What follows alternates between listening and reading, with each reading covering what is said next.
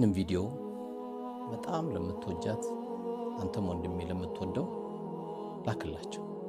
ድንገት እቺ ቪዲዮ አላህ ወዷት የእድሜ ልክ ስንቅ ልትሆን ትችላለች። ብዙውን ጊዜ እህቶቻችን በህይወታቸው ሶስት ቦታ በጣም ያስጨንቃቸዋል። አንደኛው በፍቅርሽ ተቃጠልኩ፣ እንቅልፍ እምቢ አለኝ፣ ምግቡም አልበላ ብሎኛል እያለ በፍቅር ቋንቋ ልቧን አቅልጦ የተከበረውንና ለባሏ ብቻ ልትሰጥ የሚገባው ልጃገረድነቷን የወሰደባትን ቀን ስታስታውሰው ያማታል። ይሄ ህመም ደግሞ እንዲያማት ያደረጋት ትልቁ ነገር ደግሞ ምንድነው? ይሄ በፍቅርሽ ተቃጠልኩ እንቅልፍ እምቢ አለኝ ምግብ አልበላ አለኝ ያለው ልጅ ለማግባት እቺነቴን አለማሰቡ ረስቷታል። በሶስተኛ ይሄ ልጅ ይቅርብኝ ብላች እህታችን አላህ ብሎ የራሷ ቢጤ ደግሞ የመጣላት ጊዜ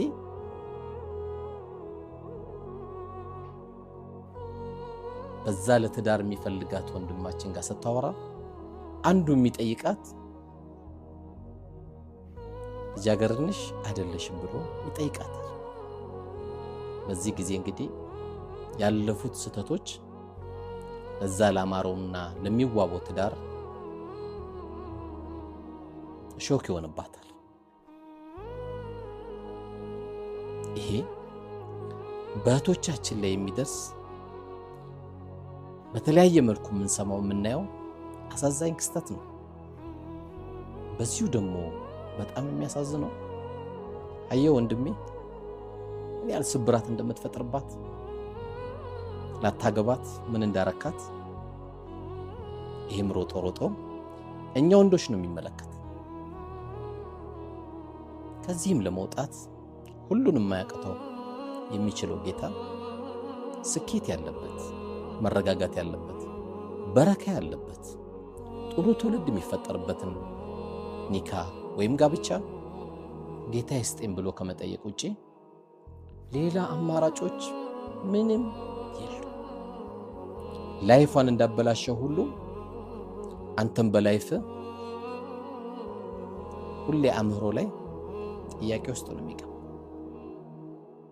አየኳር ለቪዲዮ አየሽዋር ለቪዲዮ የውሸት ጓደኝነቱ ይቅርብንና ይሄን የሚጠቅመው ላኪላት፣ ይሄን የሚጠቅመው አንተም ላክለት ለጓደኛ።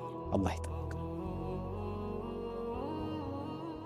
ለምን ወንድሜ አላህ የሰጠህ እኮ አደራ ናት ነፍስህ።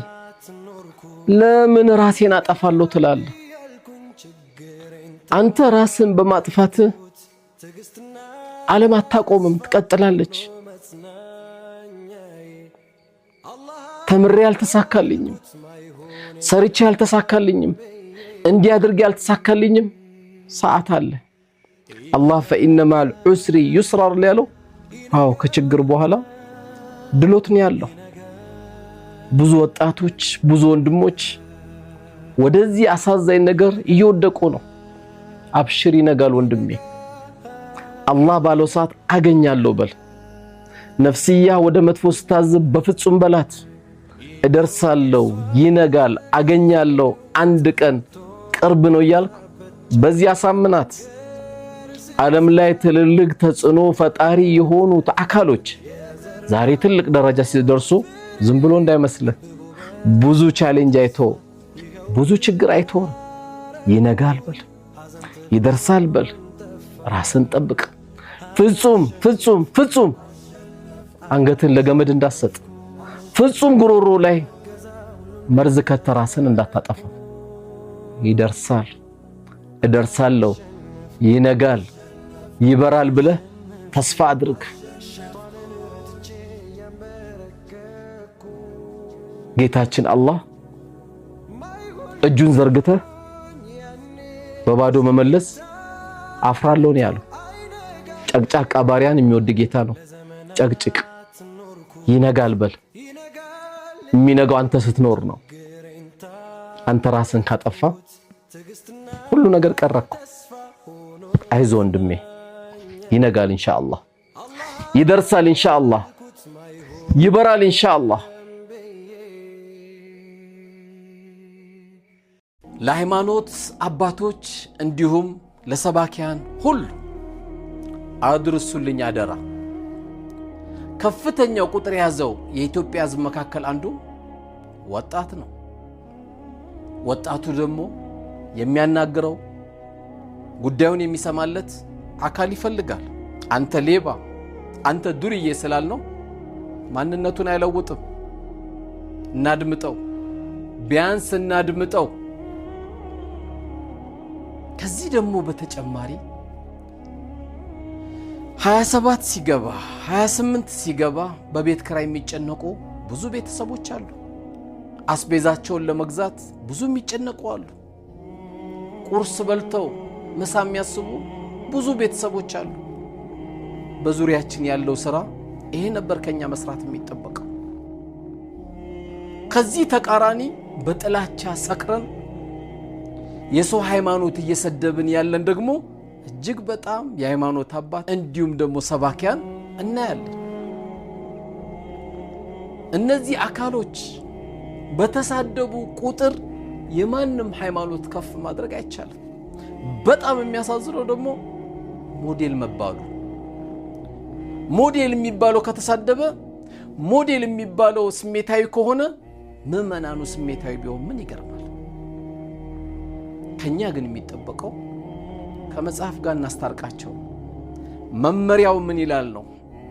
አሁን ሰባኪውም የሃይማኖትም አባት ስሜቱን እንጂ ጥላቻውን እንጂ እየተናገረ ያለው መጽሐፉን አይደለም። ሁሉም ወደ መጽሐፉ ከተመለሰ ወጣቱም ይድናል፣ በቤት ኪራይም የተጨነቀው ይድናል። ስድቡ፣ ኢጎ፣ በጥላቻ መስከሩ መዳኛው መጽሐፉን ማንበብ። እስቲ ማህበረሰቡን ከመጽሐፉ ጋር እናስታርቀው። አወቃችኋት ያቺ ልጅ ኢንዶሚ ስሪ ተብላ ስኳር ጨመረ ያመጣችው? እኛና እነሱ እነዛ ምርጥ ትውልዶች በአንድ ወቅት 3 ጓደኛማቾች ወደ አንድ ጉዞ በሚሄዱበት ጊዜ ጉዟቸው ላይ አረፍ እንዳሉ ቋጥኝ መጥቶ ይዘጋባቸዋል። መውጣት አልቻሉ። እነዚህ የአላህ ባሪያዎች ምን ተባባሉ? እስቲ በእኔና በአላህ መካከል የሰራውት መልካም ስራ ካለ በዛ ስራ ይሁንብ ብለን አላህን ብንለምነው ብለው ሶስቱም ስራቸውን መዘርዘር ጀመሩ። ከነዚህ መካከል አንዱ ምን አለ? ጌታዬ ሆይ እናት አለችኝ፣ ማታ ማታ ወተት እሷን ሳላጠጣ አልተኛም ነበረ ብሎ ይናገራል። ከዕለታት አንድ ቀን ግን ወተቱን ይዤ ስመጣ እናቴ ተኝታ አገኘዋት። ካሁን እናቴ ትነሳለች ብዬ ስጠብቅ አልነሳለች። እንደዚህ ኩባያውን ግን እንዲያስኩት ነጋብኝ ይላል። ሱብሃንአላህ፣ ነጋብኝ።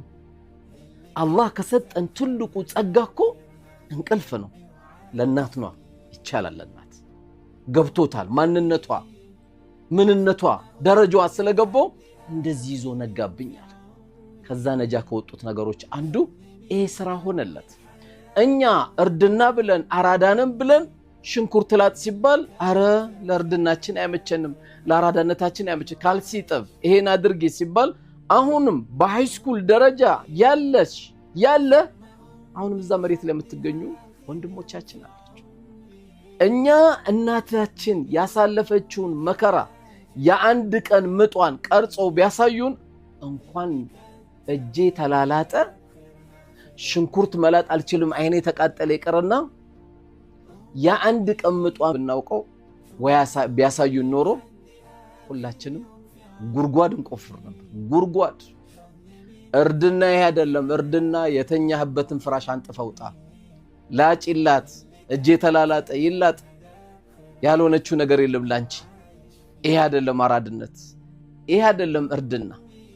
ህይወታችን የሚጀምረው ዩኒቨርሲቲ አይደለም። ህይወታችን የሚጀምረው ሃይስኩል አይደለም። ህይወታችን የሚጀምረው ትዳር ላይ አይደለም። ህይወታችን የሚጀምረው ከእናታችን ጋር የኖርናቸው መልካም ጊዜዎች እነዚህ ቦታዎች ሁሉ ከፍ ያደርጉናል።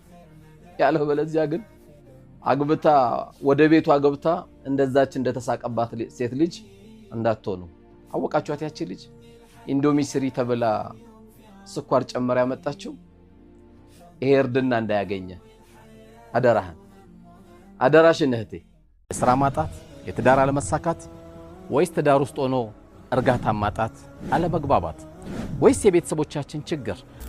አላህ ሱብሓነሁ ወተዓላ ከሰጠን ምርጥ ስጦታዎች ከሚባሉት ዱንያ ላይ መካከል አንዱ ልጆች ናቸው።